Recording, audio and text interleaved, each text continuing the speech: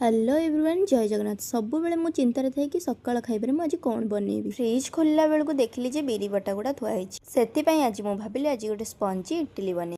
बिरी बटा को भलसे फेणे देली ता देहरे सुजी आ टिके सोडा पकेइकी भलसे गोलेकी किछि समय पे रखिदेली। देन एपटे चटणी बनवा पे लागि पड़ली जेहेतु मोर आज इच्छा थिला टिके इडली और चटणी खाइबा। गोटे कड़ाई बसैकी सेतरे टिके हल्का तेल आ टिके बुट डाली देकी भलसे ताको भाजी दे।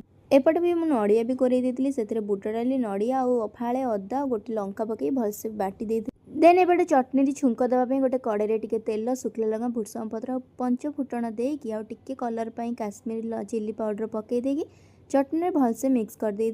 देन एपटे चटनी को साइड करी लगी पड़े टिके इडली छांचरे तेल मारिया देखंतु मु किछि समय पे घोड़ेकी रखी देइथिली बैटरटा बहुत भलसे फुली जाइछि। तापर इडली छांचरे तेल मारी बैटर गुड़ाक सब छांचरे भलसे दे देइथिली। सकाळ सकाळ ना एमिति हेल्दी जिनस खाଇବା ପାଇଁ मते बहुत भल लागे। देन एठी सब बैटर गुड़ा दे साला परे छांचो भितर पुरेकी ताकू दे देइथिली सिटी दबा। सिटी मार साला परे एमिति किछि लुक थिला। देन खाइकी आपण मानू कहूछि केमिति लागुछि बहुत सॉफ्ट हेतिला और चटनीटा भी पूरा बहुत टेस्टी हेतिला। वाओ कोन कहबे आपण जदी भल होछि लाइक से सब्सक्राइब निश्चय जय।